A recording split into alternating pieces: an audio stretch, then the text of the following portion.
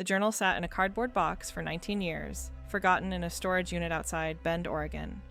When estate liquidators finally cracked it open in late 2004, they found clothes, teaching materials, and a leather-bound notebook with water-damaged pages. The handwriting inside belonged to Margaret Hollis, a beloved high school history teacher who disappeared without a trace in May 1985 during what should have been a routine class trip to the Oregon coast. Police had searched for weeks. Her car was found abandoned near Ecola State Park, keys still in the ignition, but Margaret herself had simply vanished. The investigation went cold within months. Her family held a memorial service in 1987. Life moved on, but that journal changed everything. The entries chronicled the days leading up to her disappearance with unsettling detail, observations about her students, notes about the trip itinerary, and increasingly, strange references to something she kept calling the pattern. The final entry was dated May 17, 1985, the day she vanished. It contained only 7 words, written in shaking handwriting that didn't match the rest of the journal. They were right. I should have listened. What happened on that coastal hillside in 1985? Why did a dedicated teacher with no history of mental illness or personal crisis suddenly disappear? And who were they? If you're intrigued by unsolved mysteries that blur the line between history and the unexplained, hit that subscribe button and stick around. Because Margaret Hollis's story is one that refuses to stay buried, and the truth, when you finally see it, is far stranger than anyone imagined. To understand what happened to Margaret Hollis, you have to go back to the beginning, to the quiet, unremarkable life she led before everything fell apart. Margaret was 42 years old in the spring of 1985, a fixture at Riverside High School in Salem, Oregon, where she'd taught American history for nearly 15 years. Colleagues described her as methodical, passionate about her subject matter, and deeply invested in her students' education. She lived alone in a modest bungalow on the east side of town, drove a reliable Honda Civic, and spent her weekends grading papers or visiting the state archives for research. She was, by every measure, exactly what she appeared to be: a dedicated educator with a stable, predictable existence. Her students adored her. Unlike many teachers who relied on textbooks and lectures, Margaret brought history to life through primary sources: letters, photographs, newspaper clippings. She'd organize field trips to historical sites around Oregon, believing that standing where history happened created connections no classroom could replicate. Her annual trip to the Oregon coast was legendary among Riverside students. 3 days exploring Fort Stevens, the Peter Iredale shipwreck, and the old Tillamook Rock Lighthouse Keeper's Quarters. In May 1985, 23 juniors signed up for that year's coastal expedition. Permission slips were collected, chaperones arranged, and Margaret spent weeks preparing her itinerary with characteristic precision. Her lesson plan, later recovered from her classroom, showed meticulous attention to detail, tide schedules, historical background for each site, even notes about which students had dietary restrictions. Nothing suggested anything was wrong. But Margaret's journal tells a different story. The entries from early May show her normal routine: lesson planning, parent-teacher conferences, faculty meetings. Then, on May 8th, 9 days before the trip, something shifted. The handwriting became tighter, more cramped. She wrote, "Found something in the archives today. A newspaper article from 1924 about a school teacher who took students to Ecola Point. 3 children went missing for 6 hours. When they returned, they couldn't explain where they'd been. The teacher resigned immediately after. No one seems to know why." The next entry, dated May 10th. "I shouldn't be looking into this. It has nothing to do with my curriculum, but I keep thinking about the teacher's resignation letter. How she wrote that certain places hold memories that aren't meant to be disturbed. What did she see?" May 12th. "I drove to the coast alone yesterday. Stood at Ecola Point where that teacher brought her class in 1924. There's something about the rock formations there, the way they jut from the water in those specific arrangements. I took photographs. I think I'm seeing a pattern, but that's absurd. Rocks don't form patterns, not deliberate ones. May 15th, 2 days before the trip. I should cancel. I could fake illness, reschedule for next month, but I've been planning this for weeks, and the students are so excited. Maybe I'm just tired. Maybe I'm seeing connections that don't exist. Her final entry before departure was matter of fact, almost forced in its normalcy. Last-minute preparations, weather looks clear. 3 days on the coast with good kids. What could go wrong? But tucked between those pages was a folded piece of paper, a photocopy of that 1924 newspaper article she'd mentioned. The headline read, "Local teacher resigns following mysterious student incident at Coastal Park." And in the margin, in Margaret's handwriting, a single question: how many others? The trip began exactly as planned on the morning of May 16th, 1985. Margaret and 2 parent chaperones, David Reeves and Linda Kawamoto, loaded 23 students into a rented school bus at 6:30 a.m. The drive from Salem to the coast took just under 2 hours, and by mid-morning, the group had checked into the modest motel that would serve as their base for the next 3 days. Witnesses from that first day remember nothing unusual. The motel clerk, interviewed in 1985, recalled Margaret as friendly but focused, like she had a lot on her mind. The group spent the afternoon at Fort Stevens, exploring the abandoned military installation and the nearby shipwreck. Students took photographs, sketched the rusted hull of the Peter Iredale, and listened as Margaret explained the fort's role in coastal defense during World War II. That evening, back at the motel, several students mentioned that Margaret seemed distracted during dinner. Emily Norton, one of the trip participants, later told investigators, "Miss Hollis kept looking at her notes, this little journal she always carried. She'd write something down, then stare out the window toward the ocean. When I asked if she was okay, she smiled and said she was just thinking about tomorrow's itinerary."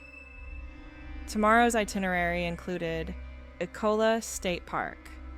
According to the official schedule, the group would visit the park in the morning, have lunch at a nearby picnic area, then spend the afternoon at the Tillamook Rock Lighthouse Museum.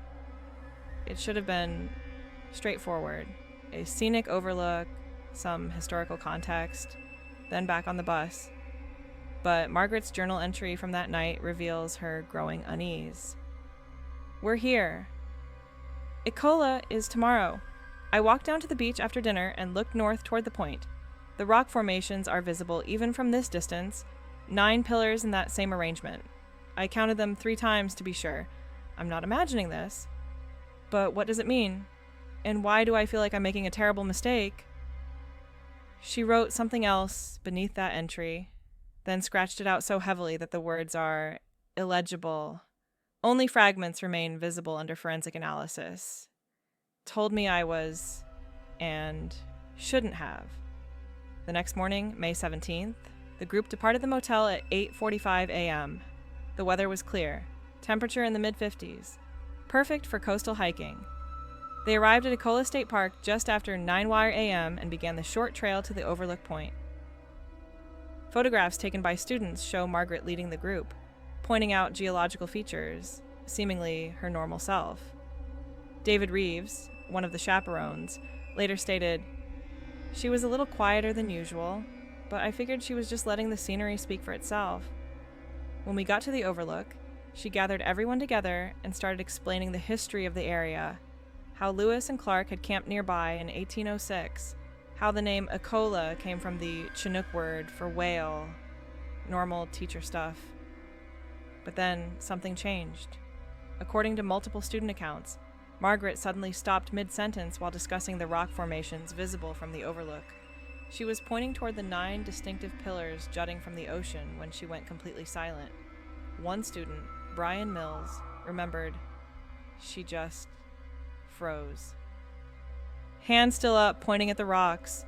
And her face, I'll never forget her face. She looked terrified. Linda Kawamoto approached Margaret, asked if she was all right. Margaret turned to her, and according to Linda's statement, she grabbed my arm and said, very quietly, We need to leave. Right now.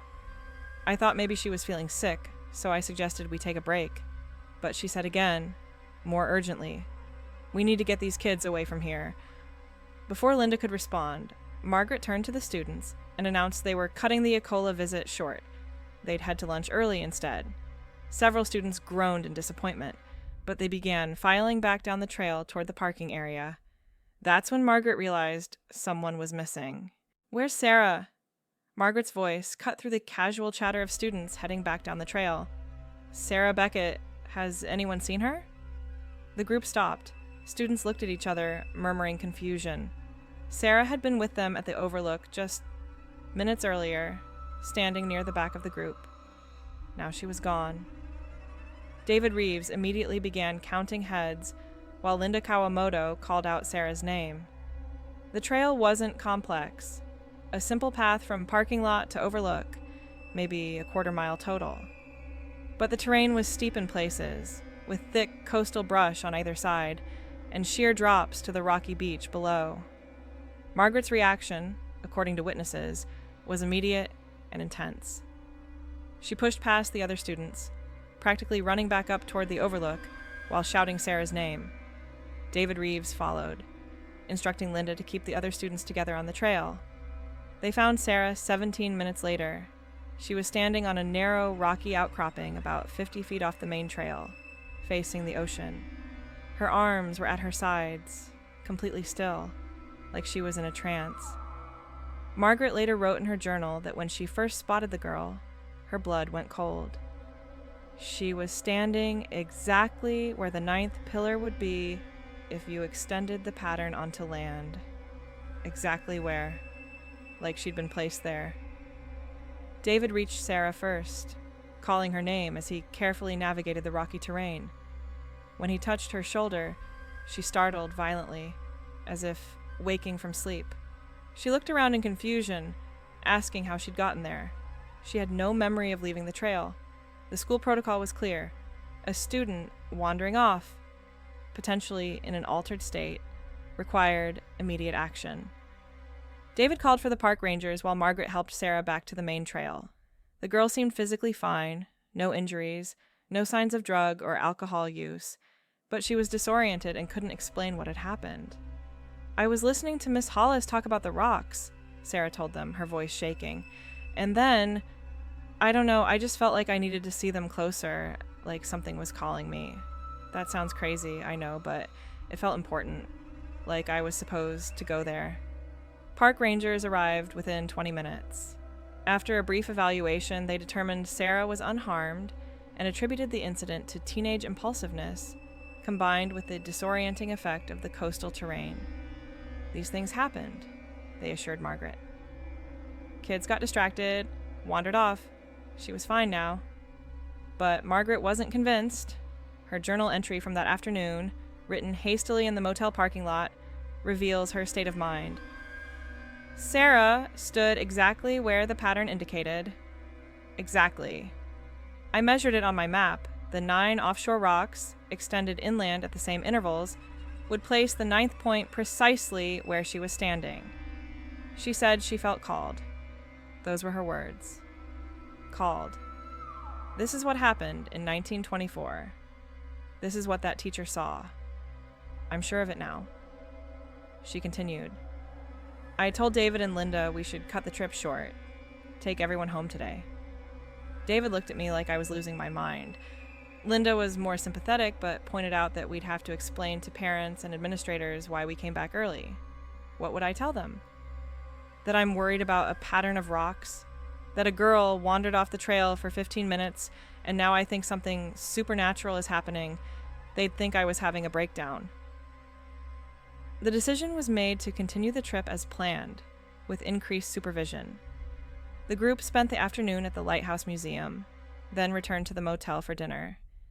Sarah seemed completely back to normal, laughing with friends. No memory of her strange behavior. But that evening, 3 more students approached Margaret with an unusual request. Tyler Ross, Jennifer Hayes, and Marcus Webb, all students who'd been near Sarah at the Overlook, wanted to talk to her privately. When they met in Margaret's motel room around 8 p.m., their story was identical and disturbing. All three had felt the same pull Sarah described. The same urge to leave the trail and approach the rocks. They'd resisted it, but the feeling had been overwhelming. It wasn't like I wanted to go, Marcus explained. It was like I needed to. Like every cell in my body was telling me I belonged out there. Margaret's journal entry from that night is the longest she'd written. 4 students felt it. 4. And I felt it too. I've been lying to myself, but I felt it the moment I looked at those rocks from the overlook. A pull, like gravity, like magnetism. Something about that specific place, that specific arrangement. I need to understand this. I need to know what happened in 1924 if there are other incidents. I can't take these kids back to Salem without knowing. The entry continues. After the students left, I called the Oregon Historical Society from the motel phone. Left a message for the archivist who helped me with the 1924 article. I need more information. There has to be a pattern, not just in the rocks, but in the incidents. How often does this happen? How many others? But Margaret never got to make that second research trip because the next morning she was gone. Linda Kawamoto knocked on Margaret's motel room door at 6:45 a.m. on May 18th. The plan was to meet for coffee before waking the students for breakfast and the day's final activities. When Margaret didn't answer, Linda assumed she'd overslept and went to get her spare key from the front desk. The room was empty. Margaret's suitcase was there, clothes folded neatly. Her toiletries were in the bathroom. Her teaching materials sat on the desk. But Margaret herself was gone, and her car keys were missing from her purse. Linda immediately woke David Reeves, and together they checked the motel parking lot. Margaret's Honda Civic was gone. A call to the front desk revealed she'd left around 5:30 a.m. The night clerk had seen her walking to her car carrying only her small leather journal and a flashlight. At first, they assumed she'd gone for an early morning drive, maybe clearing her head after the stressful previous day. But when she hadn't returned by 8 a.m., David called the local police. The investigation moved quickly at first. Margaret's car was found at 11:20 a.m., parked in the same Ecola State Park lot they'd visited the day before. The vehicle was unlocked, keys in the ignition, her journal sitting on the passenger seat. But Margaret was nowhere to be found. Park rangers organized an immediate search. The trail to the overlook, the rocky outcropping where Sarah had been found, the beach below. Every accessible area was searched thoroughly. No sign of Margaret Hollis. What made the disappearance particularly baffling was the lack of evidence suggesting accident or foul play. There were no signs of struggle in or around the car. No blood, no torn clothing, no indication she'd been forced to leave. Her wallet was in her purse, cash and credit cards untouched. The journal was sitting in plain sight, not hidden or disposed of. The journal itself became the key focus of the investigation. Detective Robert Marsh, the lead investigator assigned to the case, later testified that reading Margaret's entries was like watching someone slowly convince themselves of something impossible. The early entries were normal teacher observations. Then came the fixation on the 1924 incident, the growing obsession with patterns, the increasing paranoia about the rocks at Ecola Point. The final entry, dated May 17th, 11:47 p.m., was written in her motel room the night before she disappeared. I can't sleep. Every time I close my eyes, I see those rocks. The pattern is clearer now. It's not random geology. It's deliberate, arranged, and I think I understand what it means. The archives have records going back to the 1880s. I need to see them. I need to know how long this has been happening. Tomorrow morning, before anyone wakes up, I'm going back to Ecola. I need to see it at sunrise, when the light hits the rocks the way it would have in 1924. Maybe then I'll understand what that teacher saw. Maybe then I'll know if I'm losing my mind or if there's really something there. Then, at the bottom of the page, that final edition, the one that appeared to be written in different, shakier handwriting. They were right. I should have listened. Detective Marsh examined the journal extensively. The handwriting analysis was inconclusive. It could have been Margaret's handwriting under stress, or it could have been someone else's. The "they" she referenced was never identified. Some investigators theorized she was referring to the students who'd felt the same pull toward the rocks.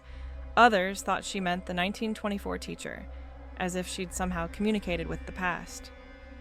The search continued for 2 weeks. Dive teams checked the waters near the rocky pillars.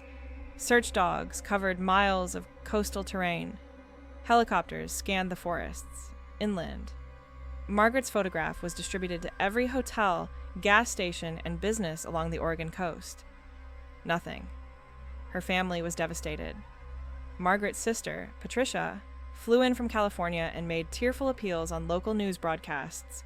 Margaret's elderly parents, interviewed at their retirement home in Portland, couldn't comprehend what had happened. Their daughter was stable, rational, not prone to flights of fancy or mental breaks. The woman described in that journal, obsessing over rock patterns and historical coincidences, didn't sound like the Margaret they knew. The students from the trip were interviewed extensively. Most remembered Margaret as distracted the day they visited Ecola, but not delusional. Sarah Beckett, the girl who'd wandered off the trail, felt tremendous guilt. She wondered if her incident had somehow pushed Margaret over the edge. Tyler, Jennifer, and Marcus, the 3 who'd felt the same strange pull, were reluctant to discuss their experience. Under gentle questioning, they admitted the feeling had been real and disturbing, but none of them could explain it rationally. By June 1985, the investigation had stalled. Detective Marsh's final report concluded that Margaret Hollis, under extreme stress and possibly suffering from an acute psychological episode, had likely walked into the ocean or fallen from one of the coastal cliffs. Her body, the report suggested, had been carried out to sea. The case was officially left open, but inactive. The school district held a memorial assembly. Margaret's classroom was packed up, her personal effects given to her family. Life continued at Riverside High School. The students graduated. The years passed. And then, in 2004, that storage unit was opened. The storage unit belonged to Patricia Hollis, Margaret's sister, who had died of cancer in early 2004. When the estate liquidators arrived to process her belongings, they found the usual accumulation of a lifetime: furniture, photographs, documents. But they also found a box specifically labeled Margaret's Things from School. Inside was a second journal. This one hadn't been in Margaret's car when she disappeared. According to the inventory logs, it had been found in her desk at Riverside High School when her classroom was cleared out in June 1985. But somehow, it had never been turned over to police, likely an oversight in the chaos of packing up her belongings. Patricia had kept it with her other family keepsakes, never examining its contents closely. The liquidators, recognizing the name from the 1985 disappearance, immediately contacted the Tillamook County Sheriff's Office. This second journal was different from the one found in Margaret's car. It was older, more worn, and covered a longer time period, from September 1984 through early May 1985. Most entries were mundane: lesson plans, student progress notes, personal reflections. But scattered throughout were research notes that painted a far more disturbing picture than anyone had realized in 1985. Margaret hadn't just stumbled upon that 1924 incident by accident. She'd been researching it for months. It started in December 1984, according to her entries.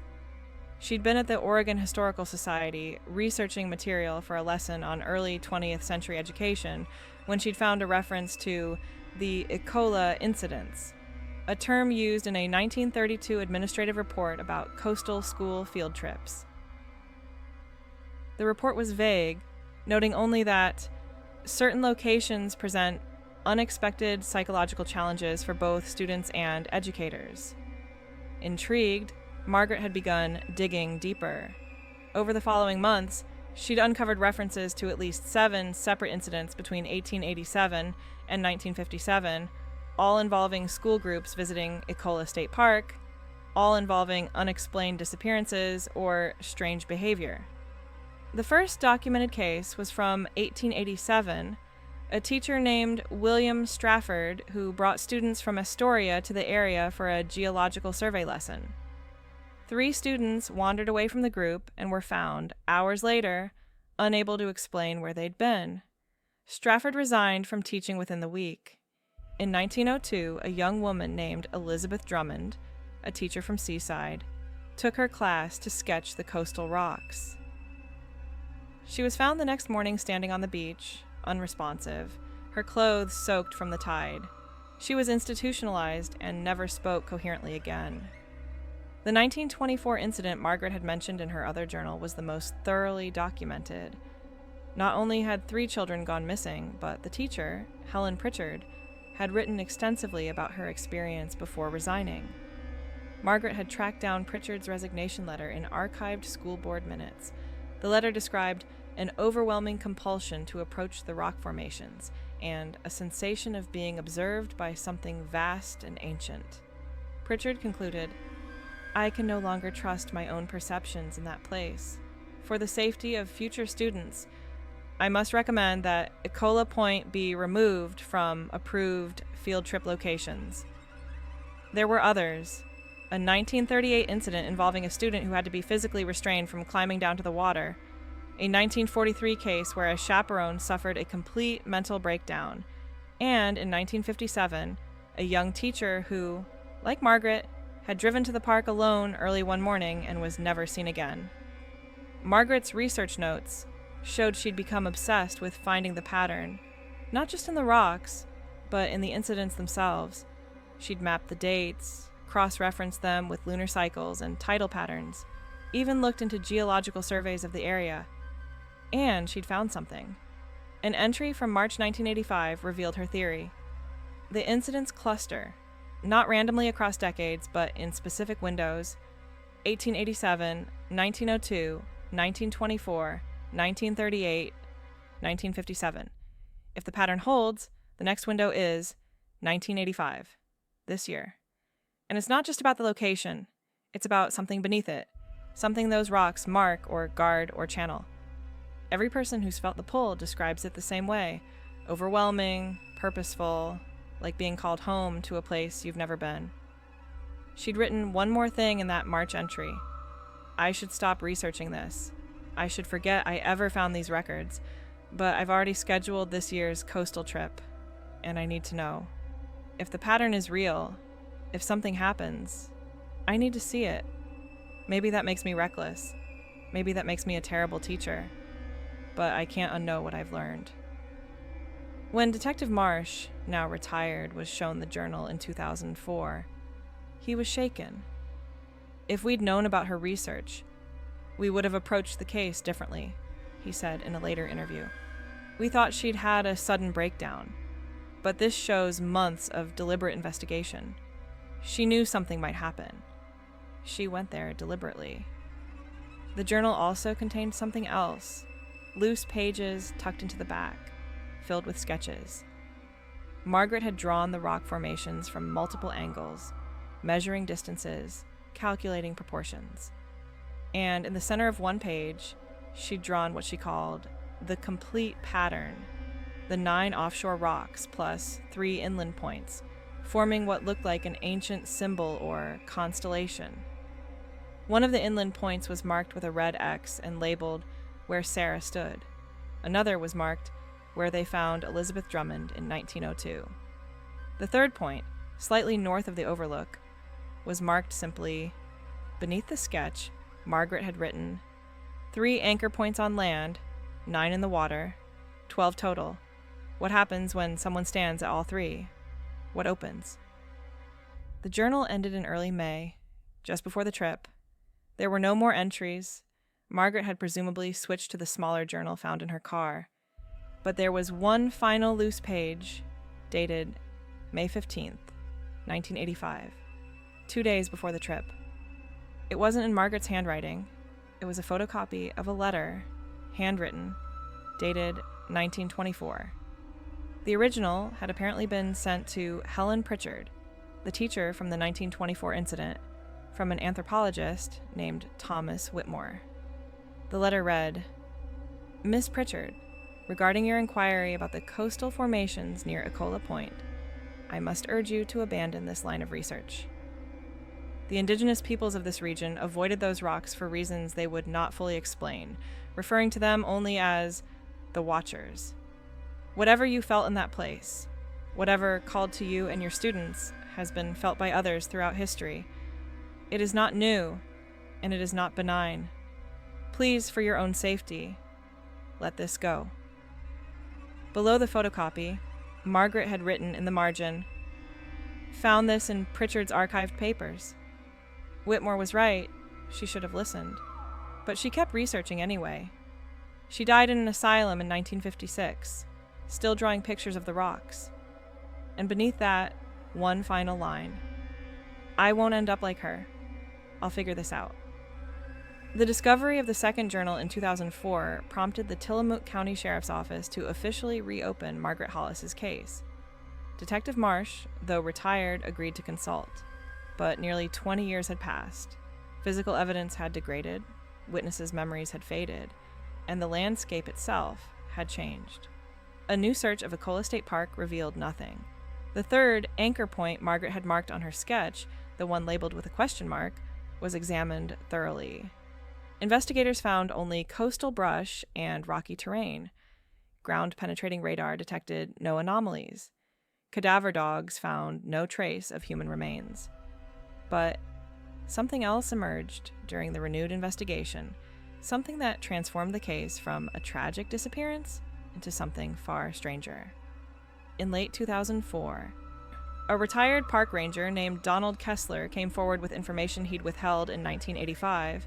He'd been on duty the morning Margaret disappeared and had seen her car enter the park around 5:40 a.m.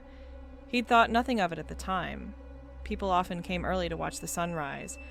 But what he hadn't told investigators in 1985 was what he'd seen roughly 30 minutes later. I was doing my morning rounds, Kessler explained to Detective Marsh, checking the facilities, making sure everything was secure, and I saw lights down by the overlook trail, flashlight beams, moving. More than one, maybe 3 or 4. I assumed it was other early visitors, maybe photographers. The sun was just starting to come up. He'd driven closer to investigate and had seen figures on the trail, moving down toward the rocky outcropping where Sarah Beckett had been found 2 days earlier. He'd called out, announcing his presence, but received no response. By the time he'd parked and walked to the overlook, the figures were gone. Why didn't you report this in 1985? Marsh asked. Kessler's answer was disturbing. Because when I got to the overlook and looked down at that outcropping, there was no one there. No way they could have climbed down to the beach that fast, not in the dark. They'd just vanished. And I figured I was seeing things, early morning light playing tricks. If I'd reported it, people would have thought I was crazy. But after I saw what happened to that teacher, how she disappeared the same morning, I've thought about it every day for 20 years. The renewed investigation also uncovered something else. Margaret Hollis wasn't the last person to feel the pull of Ecola Point. In 2006, a geology professor from Portland State University named Rachel Mendez visited the park as part of a coastal erosion study. She later reported experiencing an overwhelming compulsion to approach the rock formations, describing it as the most powerful and inexplicable urge I've ever felt. She'd resisted and left the park immediately, but the experience had shaken her enough that she filed a report with Park Services. That report was cross-referenced with others, revealing a pattern. Between 1985 and 2006, at least 12 people had reported similar experiences at Ecola Point. Most had visited on school field trips or educational tours. All described the same sensation, a pull, a calling, a sense of needing to reach the rocks. Most had resisted. But in 2003, a young man named Kevin Torres had walked into the ocean fully clothed, swimming toward the offshore pillars before being pulled back by friends. He claimed he had no memory of entering the water. The pattern Margaret had identified was real. In 2008, following mounting reports and renewed public interest in Margaret's disappearance, the Oregon Parks Department quietly closed that section of Ecola State Park for geological safety assessments. The official explanation cited erosion and cliff instability, but the closure remained in effect for 3 years, and when the trail finally reopened in 2011, the overlook had been rerouted. Visitors could no longer stand at the exact point where Sarah Beckett had been found, where the third anchor point on Margaret's map had been marked. Detective Marsh, in his final interview before his death in 2012, was asked if he believed Margaret Hollis had simply suffered a mental breakdown and taken her own life. His response: "I believed that in 1985. I don't anymore. Margaret was a researcher. She saw a pattern across a century of incidents, and she went to investigate it. Something happened to her out there, something that's happened to others before and since. Whether it was psychological, environmental, or something we don't have a framework to understand, I can't say. But I don't think she walked into the ocean. I think she found what she was looking for, and it wasn't what any of us expected."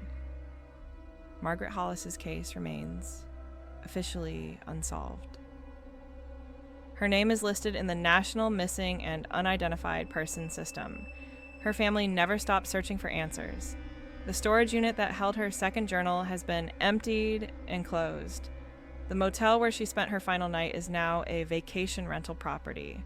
Riverside High School has had dozens of history teachers since 1985, and none of them have organized field trips to Ecola State Park.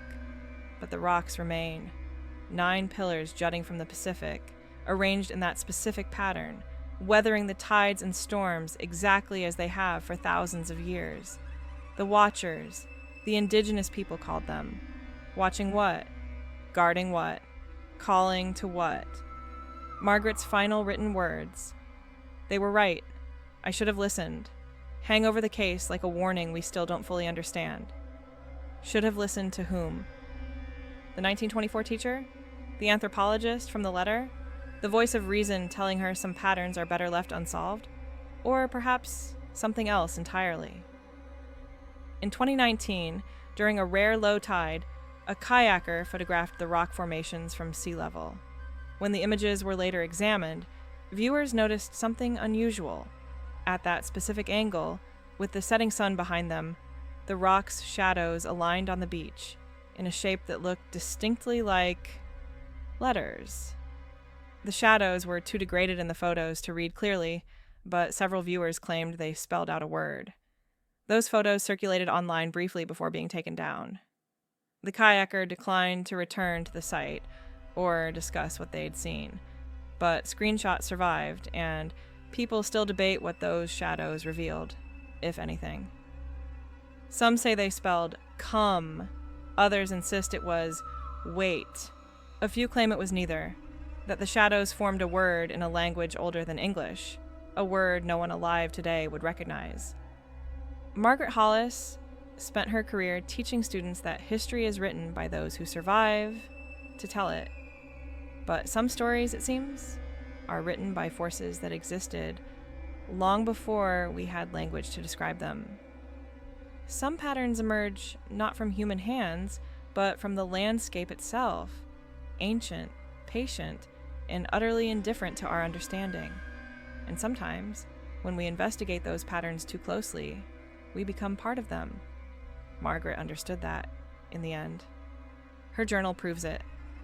The question is whether she walked into that pattern willingly, knowing she'd likely never return, or whether the pattern, having been observed and understood, simply collected what it had been calling toward all along. The rocks still stand at Ecola Point. The tides still wash around them, and occasionally, on quiet mornings, when the mist rolls in from the Pacific, park rangers report seeing lights on the old trail, flashlight beams, moving, more than one. By the time anyone investigates, the lights are gone, and the pattern continues. Retry Claude. Can make mistakes. Please double-check responses.